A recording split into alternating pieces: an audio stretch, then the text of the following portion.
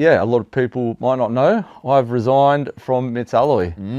And now I'm chasing that YouTube full-time dream. And my body went fully numb. It took me 40 minutes or something like that just to like calm down and get off these ladders and scaffolding. Really? And resigning from my job.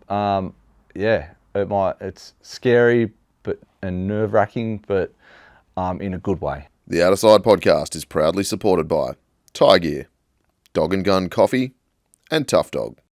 To keep your adventure secured, head to tiegear.com to check out their awesome range of quality camping accessories, including guy ropes, screw-in tent pegs, tie downs, and heaps more. Just because you're off-grid doesn't mean you have to drink bad coffee. Check out dogandguncoffee.com to grab yourself some bloody good coffee ready for adventure. If you're looking to upgrade your four-wheel drive suspension, go to toughdog.com.au. With over 40 years of R&D, real-world testing and refinement, Tough Dog is a trusted name in the global 4x4 community. G'day and welcome to the Outerside. I'm Tony, and in this episode I'm joined once again by my good mate Azza from Azventures Australia. Hey mate, thanks for having me again. Welcome back. And this is a very special episode because this is episode number 100. Congratulations. Thank you. It's a big milestone. You just got to 100 eps. You just got to keep turning up every week, mate. Okay, yeah. I thought it was good that you were in episode 1. Yeah. You've been back a couple of times. We've talked camping gear. We've talked super duties, and all sorts of things. Now we're back for episode 100, which is good timing because you've had some pretty big changes happening in your little world lately. Mate, massive changes. So what's going on, mate? a lot of people might not know, I've resigned from Mitts Alloy. And now I'm chasing that YouTube full-time dream. Yeah, good on you. Congratulations. It's a big one. And this isn't, I suppose, something new for you. Like, you've been on YouTube for a very long time. Yeah, I think with my channel, it's been, let's say 9 years-ish. I've had my Ranger for nearly 11. So I'm going to say, yeah, between 9 and 10 years that channel's been around. So a lot of people would have come into contact with you through Mitts Alloy and didn't know that you were on YouTube before you ever worked for Mitts. Correct. Yeah. Yeah, so a lot of people are messaging me now saying, I did not know that you had your own YouTube channel. Yeah. Which is pretty cool. So. And what did it start as? Like, was it a four-wheel drive channel? Was it fishing? Was it just like your adventures in general? What was the sort of plan when you first started it? No, so I'll tell you a funny story about how I actually did it, right? I got the Ranger and then I bought a GoPro and just started filming some stuff and had zero editing skills. And I actually paid a guy up in Queensland to edit a 5-minute YouTube video, which I think it cost me like $600 at the time. Oof. And he put music behind it. And then it got demonetized when I uploaded it to copyright. Copyrighted, sorry. And then it wasn't that great. And I thought, you know what? I could make a better YouTube video than that. Yeah. And that's how it started. And keep your $600. Yeah. Yeah. And do it not for free because everything costs money to do. Yeah. But yeah, I thought I could make a way better YouTube video. And I just started filming and going forward driving with mates. And then it's just, grown from there. But there was a period there going away with the boys and everything that it slowed down a lot. So yeah, definitely. Now I'm speeding it up again. Yeah. And I think that's probably one of the things that maybe people don't immediately appreciate is like how time consuming it is to make that content. Yeah, absolutely. You know how it is. Yeah, filming it, I guess is like filming it is one thing, but then the edit is obviously time consuming. But then also when it's four-wheel drive content, you're breaking your car. Yeah. You've got maintenance to do, you've got upgrades to do, and if you're trying to film that as well, it takes 3 times longer, and like the whole thing is just a very time-consuming process. Yeah, that's right. I've had a lot of people over the years ask me, should I start a YouTube channel? And I'm like, yes, go for it. Yes. But you have to remember that I see it as a 3-person job that you're doing, filming, editing, ideas. Well, and you've also got to be on camera. Yeah. So you're the talent. So you're 4. Could be 5. And then if you want to make money out of it, you've got to run like an actual business and do all the admin and the invoicing and all that. Yeah. So it's not just upload a video and make millions of dollars. Yeah, and I think you and I have both had enough exposure to it that we appreciate exactly how hard it is. But the rewards can be great. Absolutely. So it's not like it's a terrible way to make a living, but I think it's potentially not as easy as some people might think. No. And it can also, what I also say to young blokes or whoever asks me, I say... Non-blokes. Yeah. Yeah, young blokes, non-young blokes. It can take, not that it's taken the fun out of it for me, but it can take away from just going camping, fishing, whatever it might be, and turn it into a job essentially. But it can take the fun away from it. I'm so glad you said that, because that was, I've actually put out to the audience yesterday and asked what they wanted us to talk about and if they had any questions for you. Yeah. But one of the questions I had for you was exactly that. How do you balance something that you truly enjoy and are passionate about, camping, four-wheel driving, with then trying to make a living from it? Do you and think life that in it general? will... Well, yeah, but like, I guess what I'm asking is, do you see a point where maybe you'd stop enjoying it as much because you have to do it to make money? I've actually thought about this a fair bit. Going away with you and four-wheel drive 24/7, I've learnt to love the whole process. Yep. The ideas, the storyline. I've watched carefully, the camera boys and how they work, dumping footage, and then what the final result from that is. And I've learned to enjoy that whole process, which I think that's the key, is for it not taking away from enjoying it. So I like the whole process from start to finish. Editing can be a pain, but everyone has to learn their own system, and I think I've got my system with that side of things to a point where it's lazy but not lazy. I've tried to gear it so it's easy to edit and not as time consuming. So I don't think that's lazy. I think that's efficient. Yeah, that's right. I think it's good. But yeah, it's an interesting one, and I've talked about it on here. I can't remember who with, because we've done a few shows now, but the example I always provide is like the fishing charter operator who frothed fishing and loved it, and then took people fishing for a few years, and all of a sudden they don't really enjoy it anymore. Yeah, and I think that's always the chore. risk with taking something that is a passion and trying to turn it into something that you make a living from. Yeah, that's right.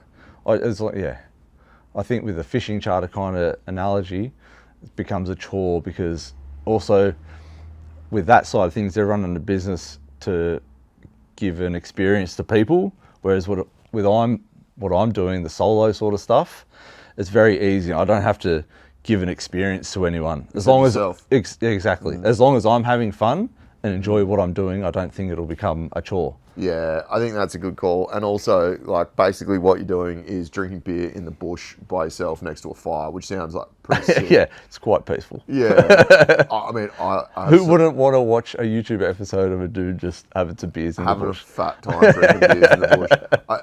Just as an aside, anything related to fishing, media, guiding, charters, you name it, I have so much respect for people that do that stuff. Oh, absolutely. It's so hard. Yeah, it's a whole lot of work. Like Sammy Hitsky says this all the time, right? He's like, four-wheel driving, you got it easy in content, right? If it's raining, you've got mud. Yeah. It's exciting. Yeah. If it's dry, it's dusty and it's like real hectic.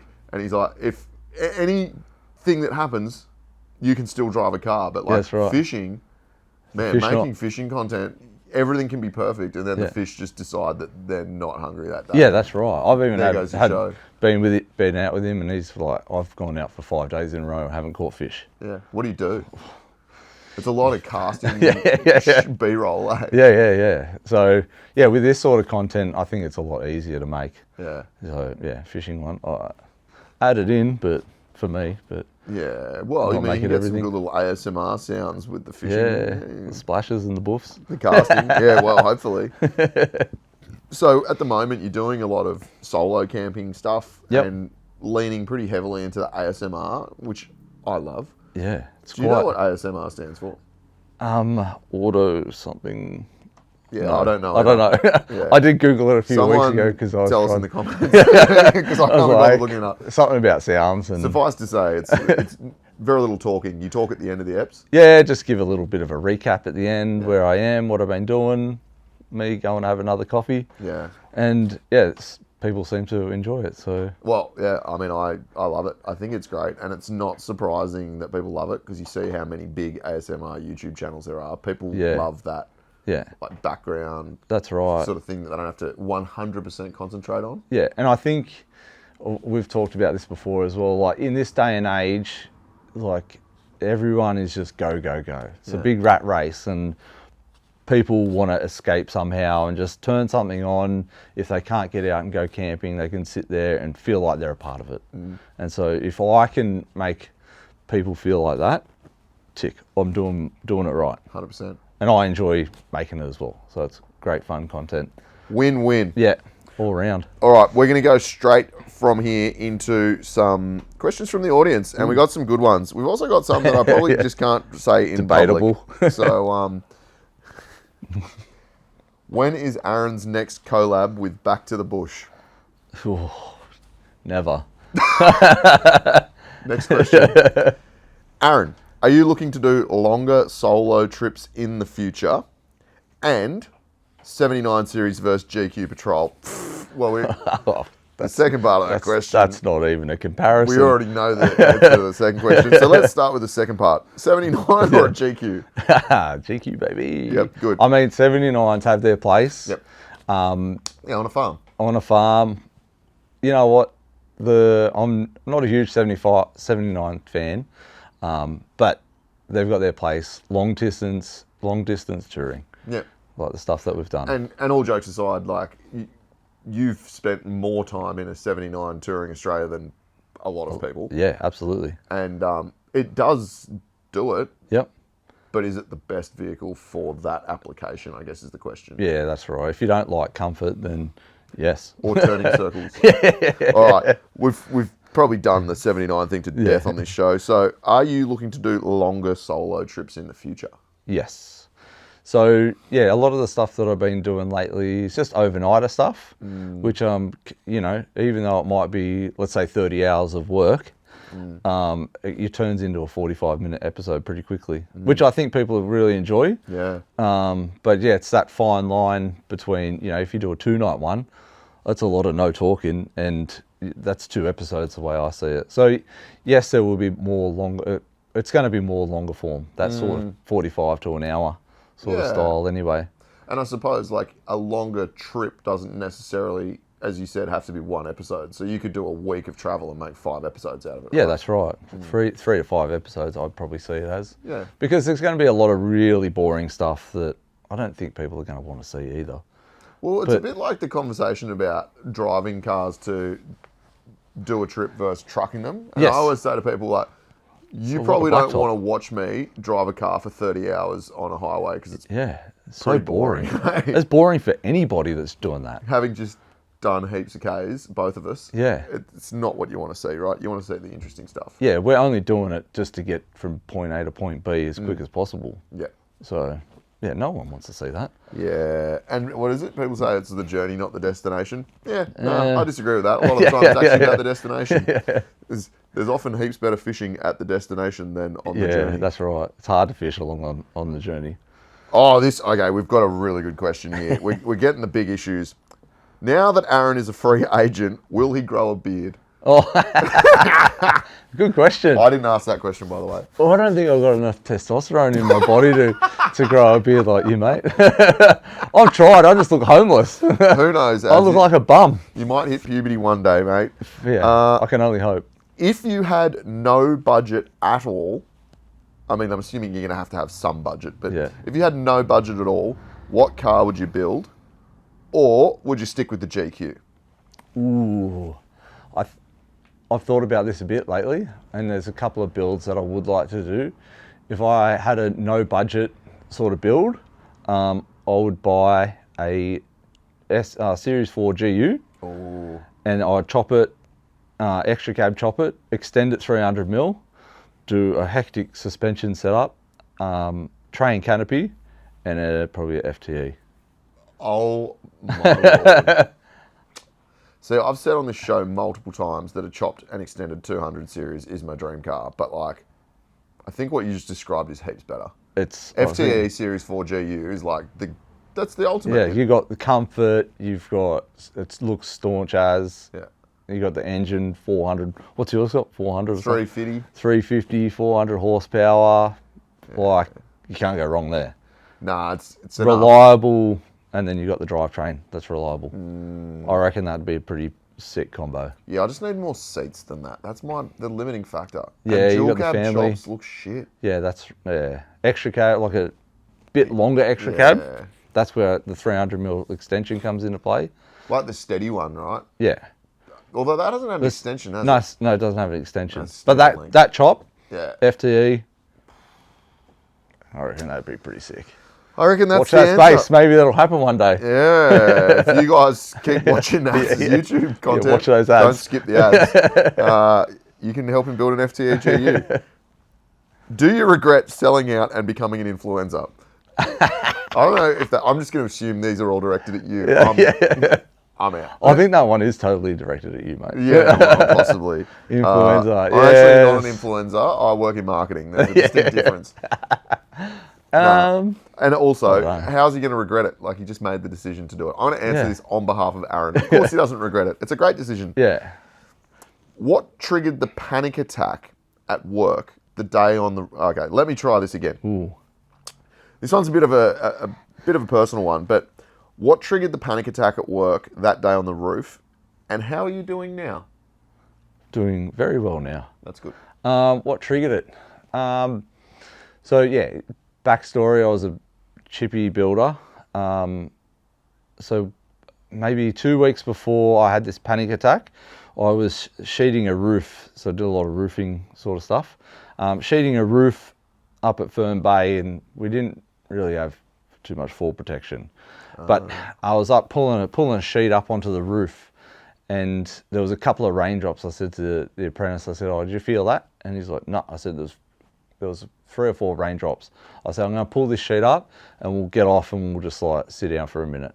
And as I said that, I slipped and slid down the roof into the gutter, and held onto the roof sheet. You know, I composed myself. There was a big pile of timber down there that I would have fallen onto, and then ended up just putting that sheet up there, tacking it into place, getting off the roof. And called the builder at the time. I said, "Mate, we've got to do something about this. I've nearly fallen off. I'm not coming back till we've got full protection up." And he's like, "Yeah, no worries." And then a week later, I was out on another building site with steel frames and trusses. And if you know about steel frames and trusses compared to timber, timber's 600mm apart, the spacings for trusses. Steel is 1200mm apart. And we had this big plank set up and big trusses and A-frame ladders, and I was getting up through the roof to go step out onto the wall plates. And as I was holding onto the top cords of the trusses, I went to step out, but my hands just didn't let go, and I sort of like, and my body went fully numb, and it took me 40 minutes or something like that just to like calm down and get off you know, these ladders and scaffolding. Really? And I just couldn't bear it anymore. I just dove off onto the grass, and that was the day I quit building. Really? On the spot. So, but there was a bit of a lead up to that as well. I didn't really want to be a builder. I was sick of chasing work and money and all that sort of stuff. And the time had come, and yeah, quit my job on the spot as a builder and called up Harry and Tim at Mitts and said, "Can I have a job?" Did you already know the boys? Yeah, I knew the boys, from sponsoring me my first training canopy. So I had that relationship already, and yeah, it was an easy, mentally it already sort of checked out of the building industry. And then that panic attack just changed the trajectory, I guess. That's super heavy, man. Yeah. And it's weird how your body can just lock up like that, eh? Yeah. I've never experienced, I'm not afraid of heights or anything like that. And that's just what I experienced. I was fully numb and tingly. It was a wild experience. Yeah, that's just your brain saying, "You've had enough. Get me off this boat. Yeah. I don't want to be here anymore." Yeah. So Heavy. I'm not, I don't have any mental problems or whatever you might say. That was just my experience, and I knew when the time was up. So, yeah. And it's always like the whole anxiety and panic attack thing. I mean, I'm not a psychologist or a psychiatrist or any of that jazz, but Yeah. I think so much of it is subconscious, right? Like, Yeah. it's not like you were particularly scared of anything on that particular day, but something in your brain was just telling your body, like, Yeah. "Hey, we're not doing this anymore." Yeah, that's right. And I think, sliding down the roof and then walking out through that just piled up, and that's what it became. So what does fall protection look like for a roofer? Is it like, are you harnessed, or is it the little catch rails? Yeah, you've got rails, like scaffolding. There's a few different options. Harnesses, which I think personally are actually unsafe. I've had a few mates in the building industry, you know, they get caught on stuff. Get tangled. And... Yeah, so we used to do a lot of cowboy stuff and just sheet roofs in a day and get it done. And it was, I think it's all a risk, like it's all assessed. Like everyone's got a different level of risk they're willing to take. We were taking a lot of risk, but it was, risk versus reward. Get it done. And Penrith builders, weren't you? I'm so surprised. So panic attacks, not great. Nah, well, but doing well now. Nah, good man, and good on you for being really vulnerable and transparent with that stuff, because it's something that I think a lot of people experience throughout their lives and don't acknowledge. Yeah, and they're not willing to talk about it between their mates or whatever either. So I don't think there's any harm in, you know, speaking up about it. If it helps someone to acknowledge that and they get some help, then yeah, great. Yeah, good call. And a little plug for the show itself here. We've had lots of these conversations over the last couple of years because it's something that I'm really, really passionate about. We've had Lucinda from Saving True Blues. We had Phil from Walk It Off. We've had a whole bunch of really good people doing really cool stuff in the mental health space. And the same message keeps coming through. Like, if you've got shit going on, just talk to someone. Whoever it is, just talk to someone. It will get better. Yeah. Oh, I like this one. So this is from Kira at Lake Mac Zoo, who I had on recently. Oh, yeah. Wrangling brown snakes and whatever. She's asked, what was your biggest influence growing up? Biggest influence growing up? I don't know. Do I have any? Oh, yeah, probably. Actually, looking back at it, it would probably be my dad. Yeah. He's passed away now, but... Well, I do, like you, I do a lot of fishing, but that whole passion from that and a lot of things that we used to do comes back to my dad probably. Yeah. Like we used to go down to the entrance in school holidays and just go slay the flatties. Oh. When you could take 30 per person. Oh, yeah. And we would go, 30 per person per day. No slot limit. Made a flathead. Just bag it. Nail them to the tree. If it's more than 33 centimetres, you're bagging it.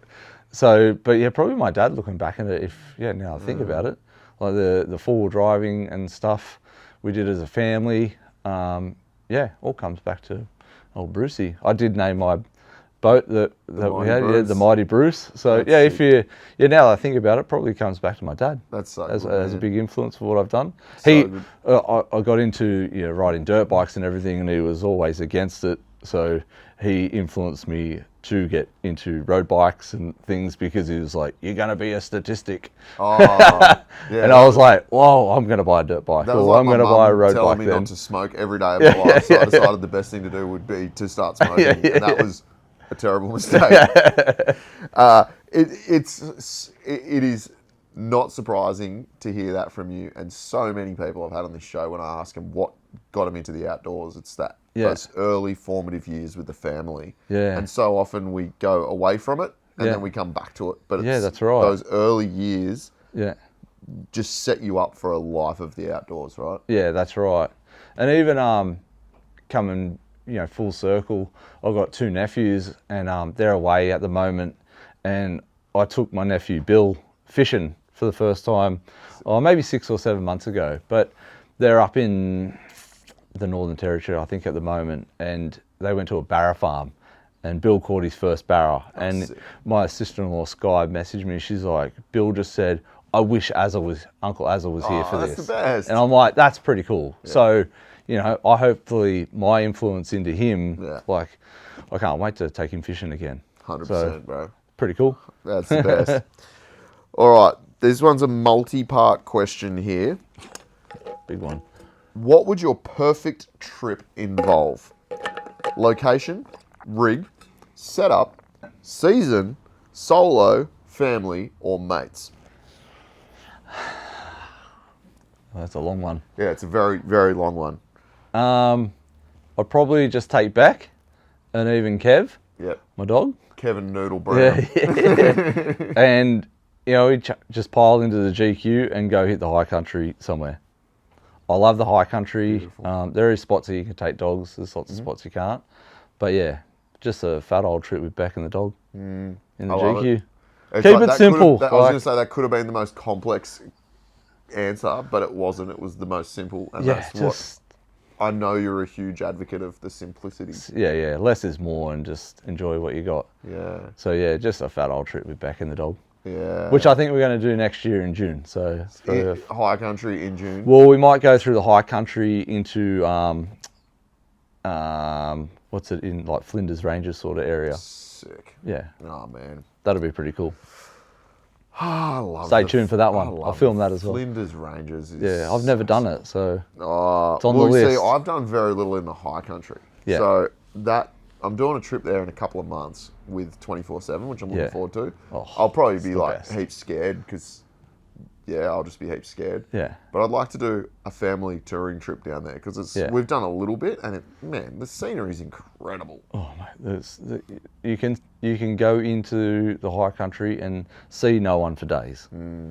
I've just got to convince Nat that south doesn't automatically mean cold. No, that's right. That's like you go taking the family, you go there in the middle of summer and it'd be pleasant. Yeah. So yeah, the last time I did a trip with Beck was summer. Yeah.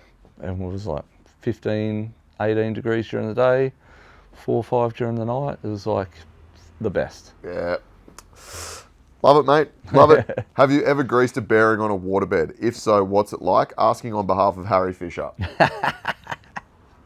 No, I've never. I'll have to try it one day. I also haven't tried to grease a bearing on a waterbed. When I read this question, thanks, there could be a few like meanings. To that too, none of them are good for a family show. But it got me thinking.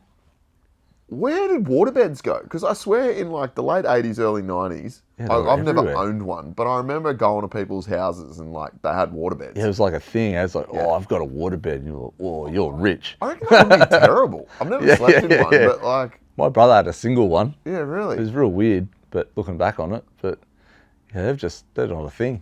If anyone is involved in the waterbed industry, let us know in the comments. Yeah. I'm intrigued. Anyway, Bo, thanks, I think. All right. Here's a good one. I'm heading to Cape York in late August. Sick. Good time. Any useful tips beside avoid the mud or good gear? Love the pod. Thanks, Jack. I appreciate you. Yeah. So, Azza, any tips for Cape York? Yeah, get off the beaten track. Yes. A lot of people, well, we've done the Cape a couple of times together, and, you know, talking to the locals and trying to find some spots that not everyone goes to is the key. And the locals up there are cool, and they're happy to like tell you different places that you might not necessarily think about when you're planning these things. That's the best possible answer you could have given, mate. And I 100% agree. Like places like, you know, the Telly track and those, they're sick, they're iconic. You got to do them because you got to do them. Yeah, tick off all the cool places as well. Bramwell Station, like stuff like that. Stuff up there, eh? You can drive and just go down a track, and you never know what you're going to find. But talk to the locals as well. Yeah. Well, or talk to people in caravan parks or wherever, and you might find something that they're going, oh, we went to this sick waterfall that's not really talked about. Yeah, and the one thing that really struck me about the Cape, and like, we've travelled all over Australia together and separately, and the community's generally pretty good, right? And like, I love chatting to randoms that you wouldn't normally talk to in a campsite, and have a look at their rigs and have a look at their camp setup and ask them where they've been and where they're going. And every time I've done that, I've got, oh, have you tried this little track, or have you been down here, or you got to go get some oysters from this little shack or whatever. And it's all that info. And I think in Cape York, it's magnified because like everyone's up there for the same reason, right? Yeah, like, everyone's frothing. Everyone wants to see everyone see everything as well. So people are more willing to tell you about these places than usual. And the other thing up there is obviously there's a lot of traditionally owned land. So there's a lot of Indigenous guys and girls who've got TO rights over land. And I know when we were up there, a year or so ago, just the conversations in the pubs with the boys. And they're like, oh yeah, by the way, I've got access to this like 400,000 acres over here and you can come have a run. So don't be afraid to talk to the locals. You never know what you'll turn up. That's right. You never know who's got access to anything. Yeah. And if you're a good dude, like, you might get lucky. Yep, 100%. Good advice. Yep. And also, good luck avoiding the mud. Yeah. Mud is no one's friend. Yeah, but also, you're not avoiding it, so just embrace it, champ. Why do so many people say palmy incorrectly? I don't think they are, though. No, only the people saying Palmer are incorrect. Yeah, absolutely. There we go. I'm glad we... Palmy or bust, Good mate. name, though. Fingerlicious. Yes. Wow, this is very spicy. We've got one here from Hey Big Mac 4x4, also has a podcast. Where do you see access for parks and forestry for four-wheel drives in the next 5 to 10 years? Oh, we were just talking about this while you were making coffee. It's getting, the access to anywhere is getting harder and harder. They are dumping, like you said just before, big boulders. Yeah, like car-sized boulders. Huge, shutting off tracks left, right and centre with no warning, no reason, well, that we know of. No. Yeah, in the next 5 years, yeah, it's just going to be harder and harder. Yeah, I don't even know what the answer to that one is because, yeah, right now we're seeing it everywhere. Yeah. And with the 30-30 thing, like it's going to be even, so watch that space. I think four-wheel drive parks might pop up a bit more. I know they've got a lot of them in Queensland, but yeah.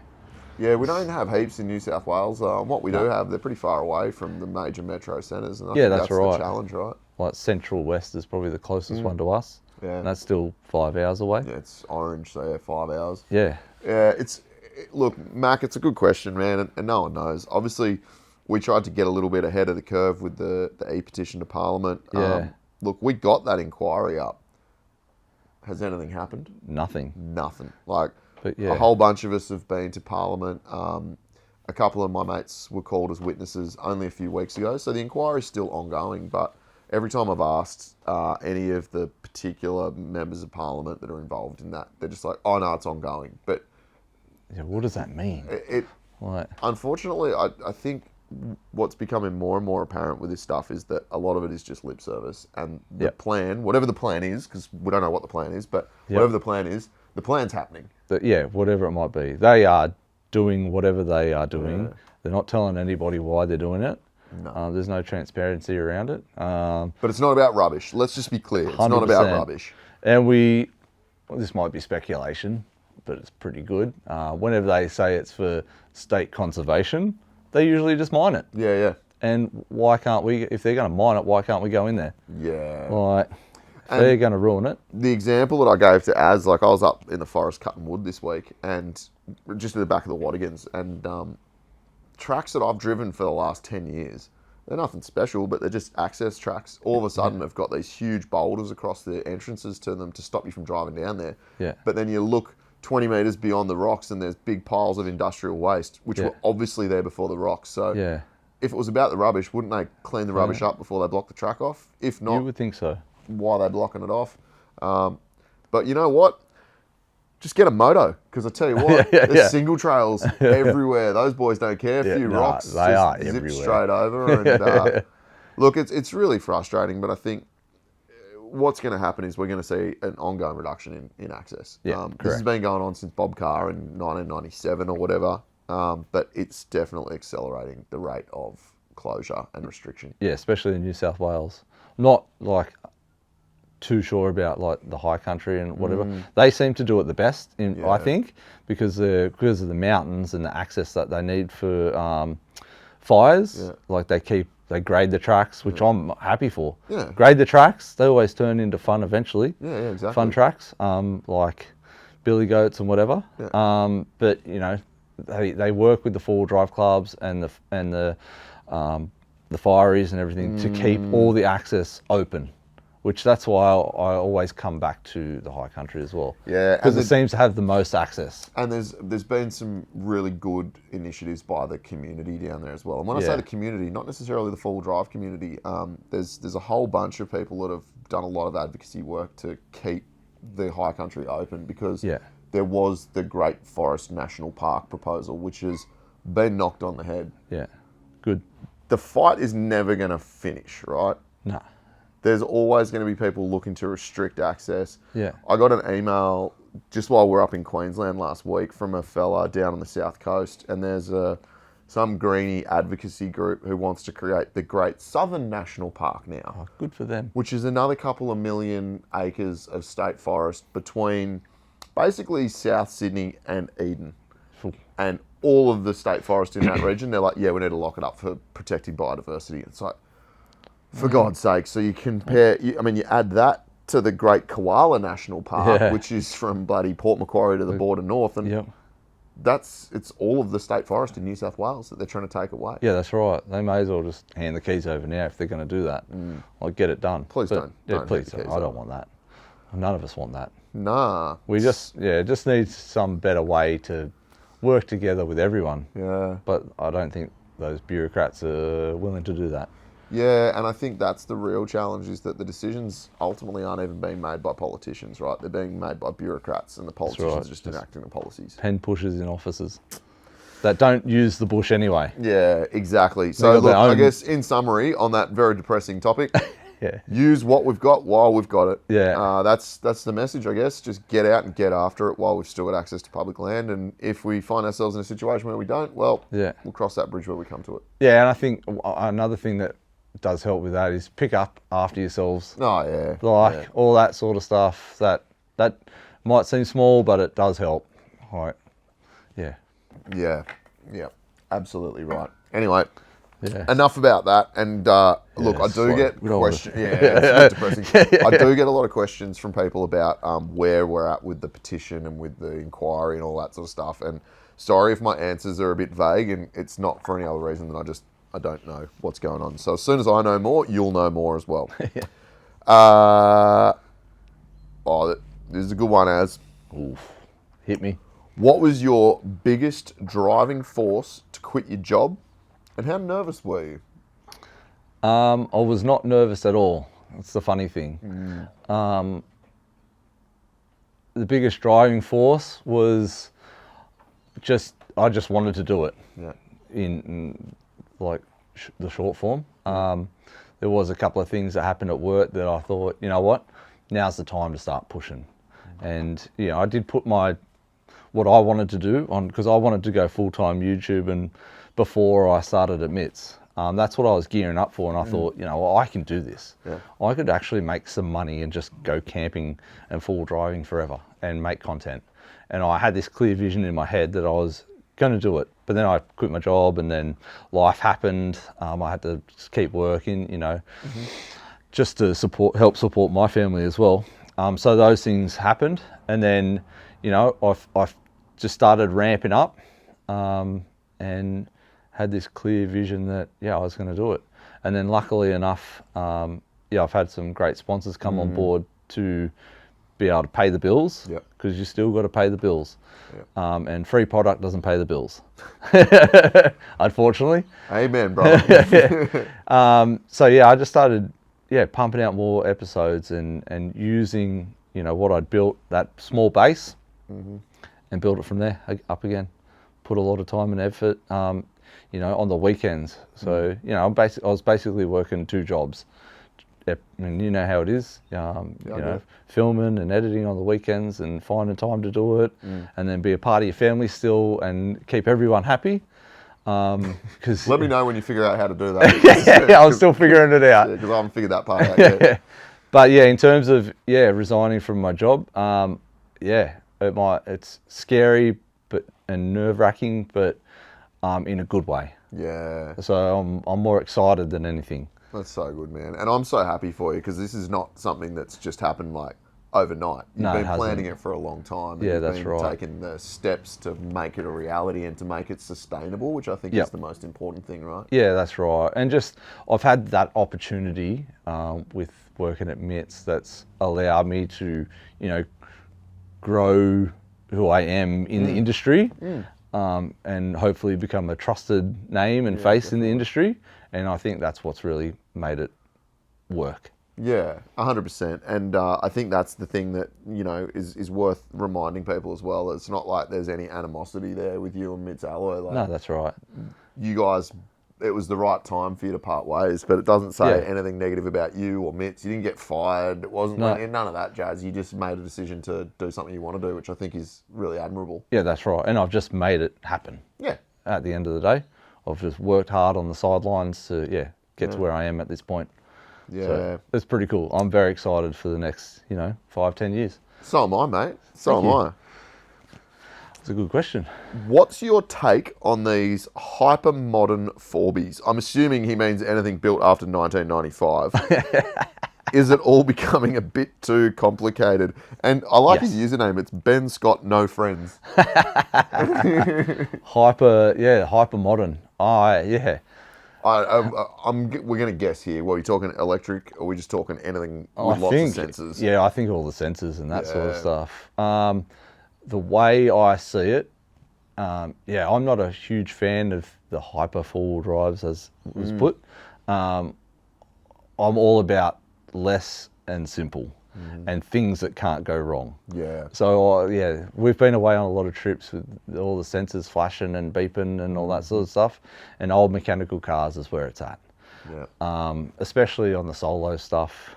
You know, you want it to be reliable and as it can be. Shit can go wrong. Yeah. Always, yeah. With any car. But it's reducing the likelihood of things going wrong and also increasing the likelihood of you being able to fix it when it does go wrong. Yeah, that's a good way to put it. But yeah, these modern cars are quite nice. And, my brother is at the moment doing up a Ford Ranger Super Duty. Yeah, that looks sick. It is so nice. Yeah. Train canopy and all the bells and whistles. It's cost him a lot of money. But am I going to have more fun in that car or my car? My car for sure. GQ every day of the week. Okay, let me put it this way. Would you take a brand new, fully kitted out Super Duty up Whiteman's Lane? No. There you go. But they got the comfort and all those things. I think they're making people very lazy in the terms of driving on the road. I suppose I have a probably similar but slightly different viewpoint on this as well. I think it just depends what you're going to do with it. So, absolutely. The sort of stuff that you and I like doing, no. A modern vehicle is not going to survive what we're dishing out to them. That's and that's right. also why we drive old 90s shitboxes. Yeah, they're cheap. Cheaper. But I think the thing is, if you're spending the majority of your time on the blacktop when you're going to national parks, campgrounds, and it's all really nice graded dirt roads and stuff, you'd be fine in a modern dual cab. But if you're doing water crossings, mud, all that sort of stuff, even just the Simo doing big Ks in bull dust and all that sort of stuff, the modern cars just don't seem to. They don't handle it. They don't handle it like an old bus. Don't get me wrong. If my brother Zach said, "Do you want to take this car away on a trip?" Oh, absolutely, because it's so comfortable and nice and fancy. Yeah. But I'm not going off the beaten track on it. It was really interesting because we had a Super Duty on the recent trip to the Kimberley that we did with 24/7, and Timmy from MITS was driving it, and he made a comment on the radio one day that he didn't understand GQs, and we're like, "What are you talking about?" Yeah, they're sick. And then he admitted that he'd never actually driven one. Yeah. So I pulled up immediately and made him get out of his comfy Super Duty and get into my GQ single cab, and we drove for 20 minutes in each other's cars. I've already driven the Super Duty when you brought it here. Yeah. But driving it out there, I felt nothing. Yeah, it was comfortable, but I didn't feel anything. Whereas in a patrol, you feel everything. And that's right. It's not always good. You feel it, right? But you're doing something when you're in a GQ. And I feel like it just doesn't have the same soul. Yeah, same soul, personality, like all those That's a old nice way cars. of They have saying, personality. Yeah, the quirks and the little squeaks and the rattles, but it all adds to it, right? Yeah, that's right. Yeah, in one of those new cars, like they just float over everything, and they're just they'll do it, but I don't know. It kind of takes the fun out of it, I reckon. Yeah, and the big question is, what is the long-term impact on those vehicles? Like, will a Super Duty still be going in 30 years of abuse? Because the GQs, we know, they're still are going. still going. Anyway, good question. Yeah. I love talking about this stuff. I can talk about this all day, every day. Okay. More New Zealand content. Now, I'm going to guess that that's possibly directed at me. Have you done any New Zealand content? I haven't done any New Zealand content, but I've been over there for work. Yeah. And it's something I'd like to do. Hell yeah. Go over there. New Zealand has a lot to offer. Oh, it's man. a tiny little country. It's incredible. I was talking to someone about this just this week. It's closer than Perth. Yeah, it's only 3 hours from Sydney. It's sick. Yeah. It's got a lot to offer. If you're asking me, yes, more New Zealand content. If you're asking Az, also yes. Yeah. I even did a Ask Me thing the other day, and I had a lot of questions about New Zealand stuff. Because we do know a lot of people over there. Do you know what? We could borrow some cars. All right. Well, I was actually just thinking, let's sort this out right now. Yeah. We can ship cars there, but that's hard because we don't have heaps of spare cars. Yeah. Why don't you and I just go buy something real cheap and just bash it around New Zealand for a couple of weeks and then sell it at the end of the trip? That'd be pretty cool. Let's do that. We get a GQ shorty because they're everywhere over there. Yeah, the little safari, bro. All right. If you want to see me and Az in a shorty GQ tackling New Zealand, I don't know, do something. Yeah. Hype it up. Yeah. Let's make this thing Smash a reality. that hype button. Yeah. Another question on the content angle. Yeah. Maybe a little hunting content. That is, if Az is into that sort of a lifestyle. Yeah, hunting. I've never really been into the hunting. I can appreciate it, the whole, gathering your own food. Fishing. Yeah. Do a lot of fishing. Yeah. So it's the same. I see there's the same thing. We could talk about this one all day as well. Hunting can be very polarizing for people. If you're blood and guts and whatever, but I don't see it as any different from fishing. No. You put something fishing, like a dead fish up, and no one really cares about it because the majority of people eat fish. I don't have any gun licenses or anything like that. I'd like to, but it's another hobby. I don't have heaps of time for another hobby. That's the way I see it, but I can highly appreciate it. I get venison and stuff off mates that do a lot of hunting, and that's their thing. Yep. It's very cool, and there's animal parts around. so I can appreciate it, but for me personally, it may be one day I'll get into the hunting, but I just never really got into it. No, and that's fine. And I think probably to answer this question from my side as well. Yeah, you do it. You're probably better to answer it than me. Yeah, I love hunting. I love the food aspect of it. I love the challenge of it. Yep. I love the hunt. I love creeping around in the bush. Yeah. Being so tuned into what's going on around you. There's so many aspects to hunting that I love. But there is a reason that I don't put much of that content online. Yeah. Unfortunately, a lot of the social media platforms just really punish you if you post any sort of hunting content. We just need to ask our mates Liv and Tommy, who've nearly been banned from YouTube a couple of times. Nothing that they do is illegal. Yeah. And nothing that I do is illegal, but it is polarizing. A lot of people don't like it, and it's very easy for someone who doesn't like something to just hit that report button, and then it does have an impact. I make money from this channel. Yeah. I don't make any secrets about that. I'm not going to quit my job and sail off into the sunset on a yacht anytime soon with the money I make, but I make a little bit. Yeah. Az now is a full-time content creator, so you've got to see the risks that if he was to pivot and start posting heaps of hunting content and then his channel gets demonetized or worse, gets deleted. Shut off, gets shut down. So it's a real challenge, and it's something that I think about a lot. I want to do more hunting content. I want to talk about it more, but... And we've talked about this a lot as well. Like how do you bring that in without getting shut down. It's a very fine line. Yeah. So. Yeah. So look, I think the way I see it is not everything has to be on the internet. Yeah. Heaps of stuff that we do, we don't post about. We go camping together all the time, don't film it. Yeah, that's which right. is kind of nice. But it's also nice to have something that you do that's not social. Yeah, just do it because you like it. Yeah, that's right. Keep it to yourself on the sideline with your mates. Like I do heaps.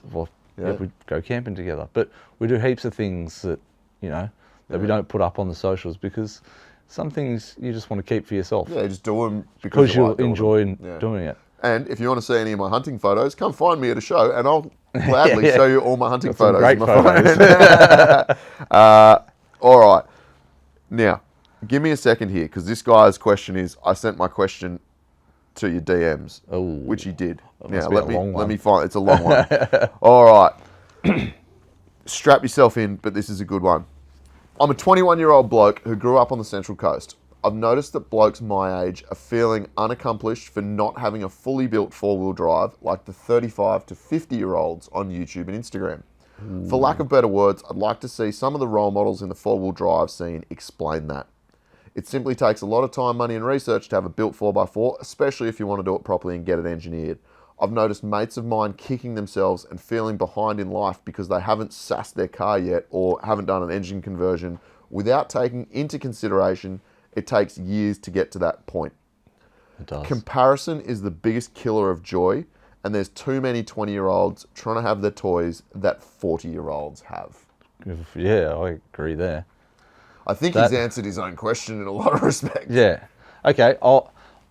That's a great question. Yeah. Firstly, stop caring about what people think about your car or whatever. The only person that has to care about your car is you. Mm-hmm. If you like your car and where it's at, that's all that matters. My GQ I've had for nearly 3 years now, and it's a work in progress.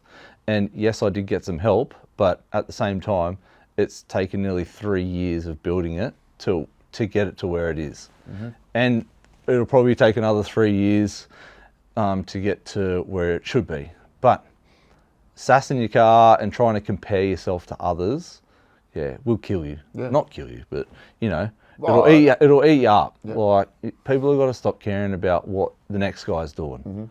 Mm-hmm. I think with the stuff the content I'm making and my car is about promoting, you don't need much. 2-inch lift, 33s, 35s, that's all you need. Yeah. Stop. Little grill plate, some fire, a steak, a couple of beers. Like just enjoy it for what it is. Less is more. Yeah. And I think, so this is something that I'm really conscious of, right? Obviously, we both work in the marketing space. Yeah. And part of the job of marketing a four-wheel drive brand is having sick cars. Yeah. And we get help. Yeah. We get company backing. We get sponsored products. We get all sorts of help. And we've got really good networks in the industry. Yeah, absolutely. And also, like you look at my 80 series, it's pretty heavily modified. It's had a lot of money spent on it, but I've owned that car for 9 years. It's not like I did it all yesterday. And I'm also old. So I'm not in my 20s. In my 20s, I was broke. I had no money. I had no cool cars. I had nothing. I was flat out just trying to pay me rent. Yeah. So, age is a big one, and you don't always think about where someone's at or how they've got to where they're at. But I think for me, the most important part and the thing that you've all got to remember is what you see on the internet is not the full picture. Yeah, correct. So when you see someone who's a red P-plater with a fully built car with all the bells and whistles, they've either got a hectic finance deal going on and they're in debt up to their eyeballs. Yep. They've got rich parents, or maybe they're just super successful at a really young age. Yeah, somehow. That's like 0.1% of the total population. Yeah. People don't post the whole story on social media. Yeah. What you see is not what you get.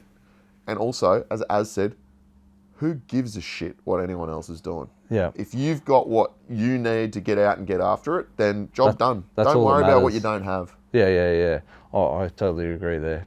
People look into it too far and they're trying to impress each other. Yeah. I don't need to impress you or anyone. You impress me every day, Az. Thanks, mate. my job's done.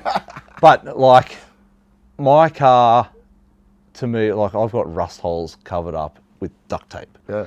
I've got to fix it, but also I don't really care because I'm out there just going camping. Yeah. To me, that's all that matters. Yeah. And people really have to stop caring about what the next person think. Yeah, and like social media I love social media, but Yeah. it can also be quite detrimental to people's mental health. Yeah, if absolutely. They don't. I think you just got to remind yourself, it's only a highlight reel. Yeah. You never see the full picture on social media, and just remember that. And that's the same for Az and I as well. Like, it might seem like we post everything we do on social. We absolutely don't. There's always stuff going on. Yeah. There's always behind the scenes stuff that isn't always apparent. So it might look like everyone's making more money and has a better car than you. Probably not the truth. Yeah, I actually want to do an episode on this as well. Not talk about it, but I do want to build a car that, you know, is that P-plated car that shows you. I just want to buy old banger TB42. Let's do it in New Zealand with a TB42 shorty, and let's go rally packing around New Zealand. Yeah, esky and swags. Well, New Zealand is inherently bloody cold, Yes, so right. we probably don't need a fridge. Yeah. But yeah, keep it simple. Stop thinking about what the next person's doing and just do whatever suits your situation. And that's what people forget. Agree. Because they do. They see all this fancy stuff online and think, oh, I need a $400,000 79 series. No one needs that. Incorrect. No one needs that. $4,000 GQ, and you can do everything and more that 79 will do. Yeah, and also, like, I mean, Az and I like GQs and old bangers, but like, you don't even need a solid axle car. Like, No. I bought that little Hilux for 10 grand, bring the Hilux and up. like, you don't have to pay 10 grand. I just bought a nice one, but like, that's a little IFS ute, mate. Yeah. If you just want to go camping with your family, that car does it all. Yeah. And it's nothing fancy. You don't need solid axles. You don't need engine swaps and all that crap. Like, You don't. Az and I talk about all the time, right? Like the Malcolm Douglas stuff. Yeah. Even like Albie Mangles, the Bush Tuckerman, they were driving around in stock cars, man. Like, Yeah, they were doing the canning in a stock car in the late 80s. 100%. Like, you don't need all this crap. You know what people should buy? A D22. Oh. Yeah. If you want a hectic, unbreakable car that's cheap, my mate Chriso had a D22. We go Forbian, and he would flog the absolute piss out of it, and it never broke. Yeah. I don't know how, but it just seemed to always work. And that's like, you don't need much. I loved my D22. That's another car I should just never have sold, eh? I did break mine though. But yeah, that was a great question. Yeah, good question. So that was from Logan Mears. Really good, man. Really thought-provoking. And yeah, if you're on the coast, might see you around. Yeah. When is Tony doing a trip with Az? Maybe some wheeling with the GQs. Ooh. A little wheel. Yeah, well, I showed up today thinking, where's the GQ out the front? Yeah, no. We talk about this all the time. With Tony's commitments now, he's here, there and everywhere. So it's like trying to get that timing right. But yeah, we will definitely be doing more of that. 100%. Because yeah, it's good fun just going out wheeling with you. It is good fun. Little GQ party is always a good party. Oh, this is a good one. Azza, what different kinds of content can we expect now that you're full-time? Sorry for laughing. My mind went to a dark place. So yeah, any kind of different content that you're thinking of?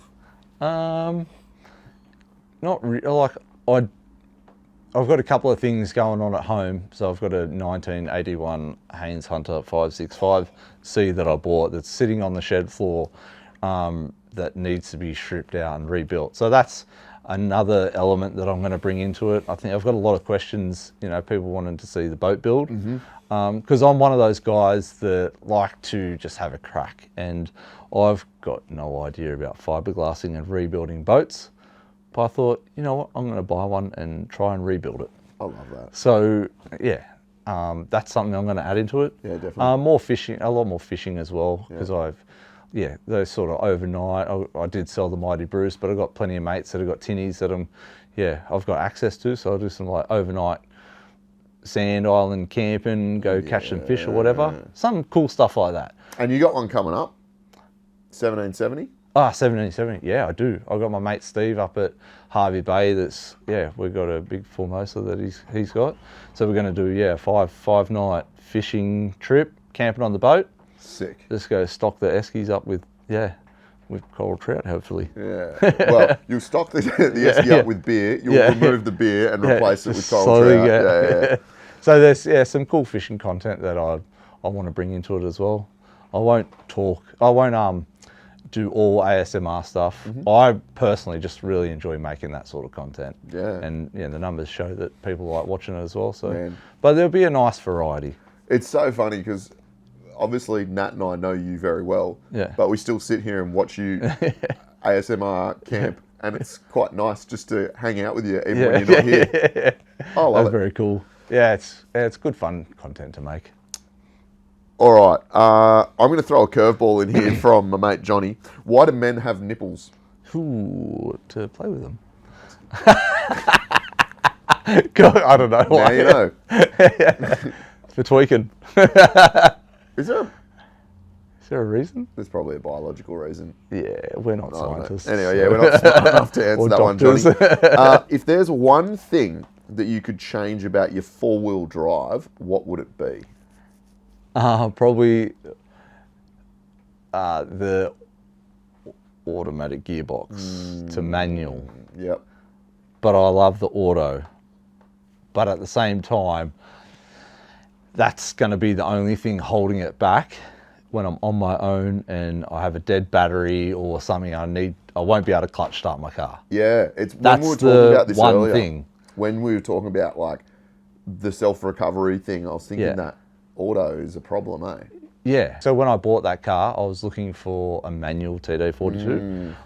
I could not find a manual TD42 to save my life. And I found all these autos and people were like, nah, it can't be factory auto. Like, that's a unicorn. Buy it if it is. And then I was like, well, it can't be that much of a unicorn because I know heaps of people that have got them. So I bought it anyway. Turns out there's a lot of unicorns out there. Yeah. Even talking to Pete, he's got an auto TD as well. He's like, everyone's got them. Okay, so you'd want a manual purely so that if you'd end up with a dead battery, I can clutch start him. Yep, that would be the only thing I would change. Yep. Thinking about it.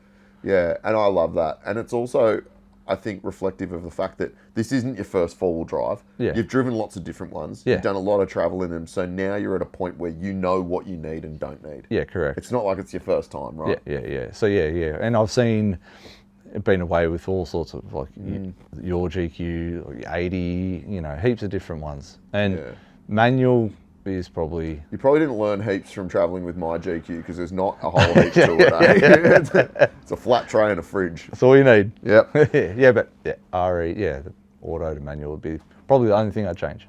I love that. What's the creepiest thing you have encountered while camping alone?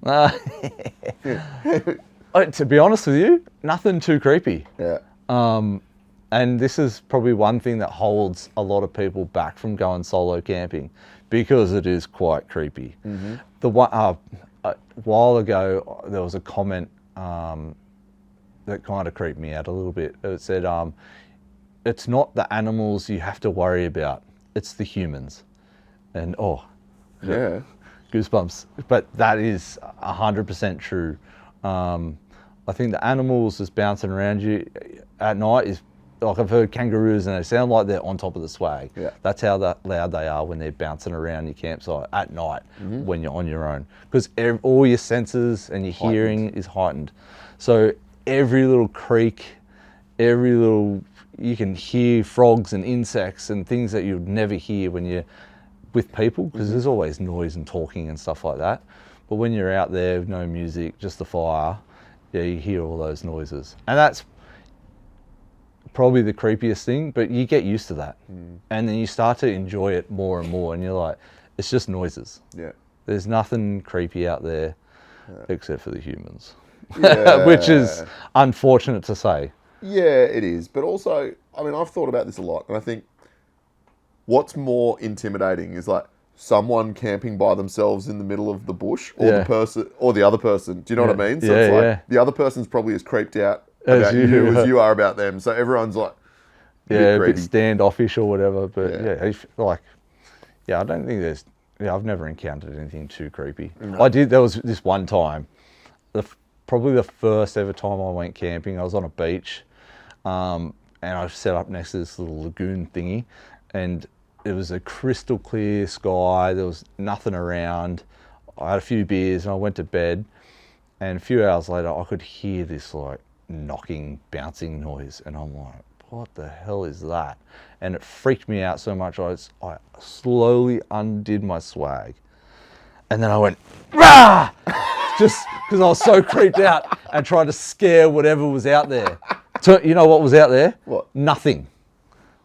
100% in my head. In your head. I got out and it was so bright from the moon that there was nothing.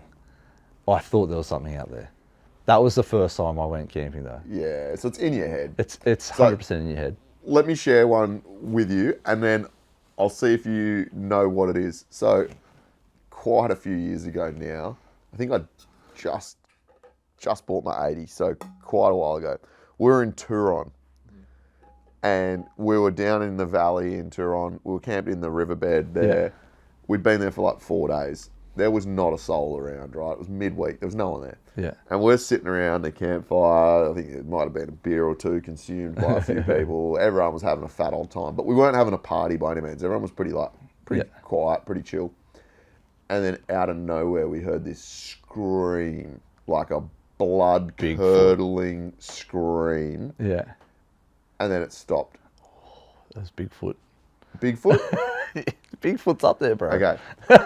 So, if you'd asked me at the time, I was like, someone just got unalived. Yeah. Like, someone just got killed in the bush. I told someone about this months later, and they said, oh, that's a bushstone curlew. And I was like, what? What the hell's a bushstone curlew? They're like a brown bird. They got long legs. They look like kind of like a little mini emu, but not really. They're like this. I'm going to put a photo up on the screen for anyone watching. But a bushstone curlew, you'll see them everywhere. When they get like really alarmed, they scream, and it sounds like a human screaming. And then I went on YouTube and listened to audio of these things, and I was like, that is 100% what I heard. So if you're in the bush and you think you're hearing someone scream, I'm going to have to Google that too. It might be a bushstone curlew. I'm going to have to do my research on that one just in case. This is one that comes up all the time, right? Like the solo camping thing. Just go do it. It's sick. You'll have so a fun. Fat old time. And the more you do it, the more you're like, man, I'm just going to go solo camping. Yeah. Also, you've got no one to deal with. You can go at your own pace. Yeah. It's so peaceful. It's scary but peaceful. Yeah, and I think... It's like anything, the more you do it, the more confident you get. Yeah, and... Okay, I've got a follow-up question for you then. Do you ever get bored? No. Love that. I'm very content with myself. Yeah. I just tinker around, have a beer, chop up firewood, watch the bush telly. Do a bit of thinking? I don't even do much thinking. I cruise around, I'll go for a walk, I check out what's around. So, yeah, I don't... If you are getting bored out there, there's something wrong. You're doing it wrong. Yeah. If you're getting bored, go chop more wood. Oh, yeah. Stoke that fire, baby. Oh, this one, here we go. A little trip down memory lane. So this is Paddy from Off-Road Lens. How did you two meet, and why did you take roses and chocolates?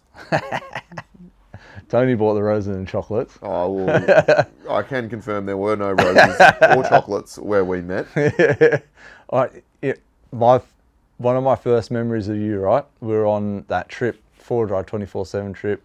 I was with Tim in the Land Cruiser, and we met up around Bulahdelah, stayed at Timmy's farm up there. But there was this one clear moment I've got of you. You got out of your car and you walked. You were smoking a cigarette. Oh yeah, back in the good old days when I was punching darts. You walked up to me, and I was like, you know what? I can be mates with this guy. I remember it just thinking, this dude's manly as.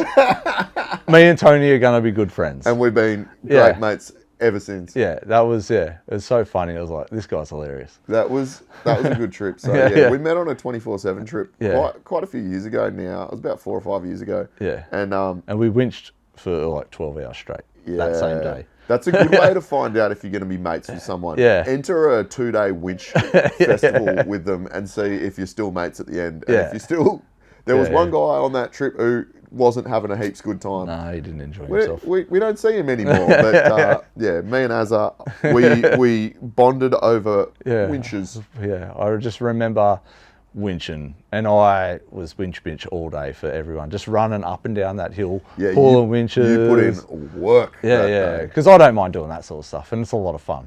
Yeah. So ever since then, we've become pretty good mates. Yeah, definitely. And I'm glad that me punching a durry is what attracted you to me. For me, I thought it was the most manly thing ever. I was like, this guy. Don't smoke. It's bad for you. What got me, honestly, was I'd just met you and you were just a frother. You were the first man to pull a winch cable out. You were the first man to go run a winch line up a hill. Yeah. Whenever there was something that needed someone to get their hands dirty, you were in the thick of it. And I just remember going, this bloke froths this stuff, hey. It's good fun. Yeah, and I think, I'm the same. I love it. I want to be amongst it. And I think that's why we became I like such good getting mates. down and dirty and just getting involved. So, yeah, thanks, Patrick. There were no roses and chocolates. There were high mount winches and mud. Yeah, that's what I meant by that. Okay, this isn't really a question, but I agree with it. Would be good to see Azza do some coastal free camps mixed in with some land-based fishing. Oh, that's a good one. Yeah, I could do that. Now, if you know where any coastal free camps are, please tell us, because I can't find any. They're all national parks. Yeah. But a bit of land-based Slide into my DMs and let me know. I won't put up any locations. Yeah. But I'm happy to go to these locations. Yep. And if there's some land-based fishing, I would be absolutely down for that. Hell yeah. Because I like throwing poppers off rocks and under Swansea Bridge trying to get a king. But some land-based fishing with some free camps would be sick. You know what we do need to do is we need to go to Pebbly, and we need to camp at Pebbly and do some live baiting off the rocks there. Yeah, we could do that. I reckon we should do that. Slide into my DMs and let me know where these spots are, and I will 100% go there. Yeah, bloody beautiful. Yeah. All right. Well, that's it for the questions. So thank you, everybody, for participating. Yeah, you get questions. absolutely nothing for giving us your questions, except thank you. Love and appreciation. So yeah, man. What else have you got going on? You've got obviously you got your boat there. The GQ's going on. Yeah. Is there any you mentioned your trip up to 1770, which I'm heaps jealous about. Yeah. But you got any other big ones? You got anything that you're working on that you can share with anyone? I'm not working on anything, secretive or anything like that. I put a lot of stuff of that, up on the socials. As it's going, it's all real-time sort of stuff. Yeah. But we got the 4-wheel drive show down in Melbourne coming up. Oh, yes. So I'll be down there on that content creator showcase thing. Yep. And then a couple of trips after that with Steve from Sabre. But I'm just trying to, get into my system. There'll be a few episodes there that I'll miss because of previous commitments that were already booked in before I quit my job. So yeah, it's just more and more camping and whatever. It's the best. Nothing, keep it casual. Yeah. I'm not over the top, so I'm not going hoo-haing around the country. But yeah, just like that fun, no bullshit, just relatable camping and 4-wheel driving. We're here for it, brother. That's what it's all about.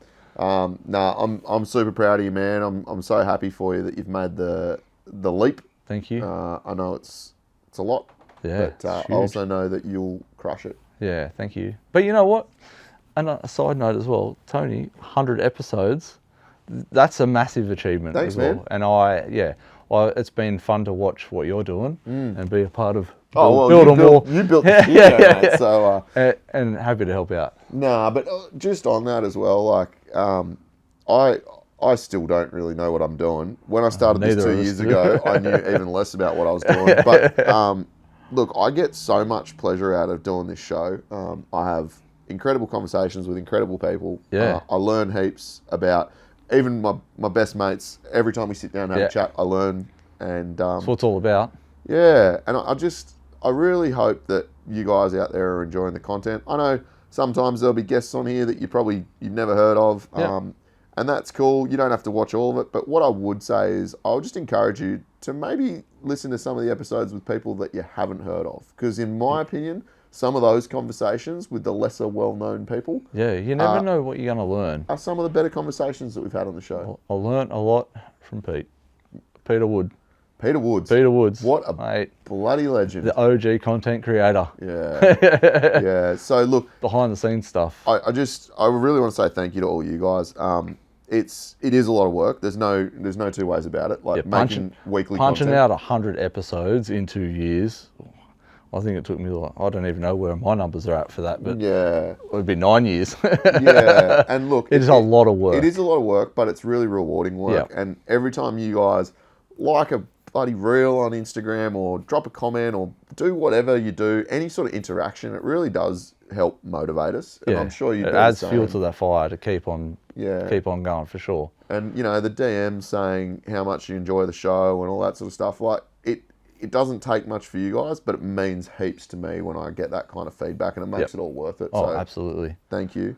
And last but absolutely not least, I just want to say a massive thank you to the brands that have supported the show financially. This costs money. I'm looking at a $15,000 camera setup. There's a lot of money and there's a lot of time that goes into it. And getting a little bit of remuneration back from some brands has been really helpful. It's a massive help. Yeah, so Tyre Gear, Dog and Gun Coffee, Tough Dog, Max Tracks, great people, great brands, products that we actually use, I think is the most important thing. Non-stop drinking the coffee. Yeah, well, one of the boys from Dog and Gun the other day actually questioned how much I drink and said that I should be careful of my heart. So anyway, I'm not talking to him anymore. But yeah, I think, you know, there was something that someone asked you a question on your page the other day about like how to approach brand deals. Oh yeah, that was a good one. And I really liked your response to that. I think the only thing I would add is like, it's got to be stuff that you use. Yeah. Because otherwise, you're just acting, and people see through the bullshit. So you can only act for so long. Yeah, we promote brands that we use. Yeah, just on a daily basis. Yeah, and that's what brands want to see. Yeah, it's the authenticity that is the most important, because God knows there's a lot of fake bullshit out there. So that's right. Yeah, I just thank you to those companies that support us. It's much appreciated, and thanks to all of you guys that tune in every week and buy the merch and do all that fun stuff. It just keeps me motivated to do the next 100. Yep, let's go, baby.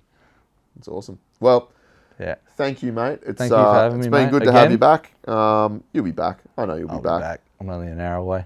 Exactly. And we'll see all of you next time for episode 101 of The Outside. I'll see you out in the bush. Not talking. Yeah.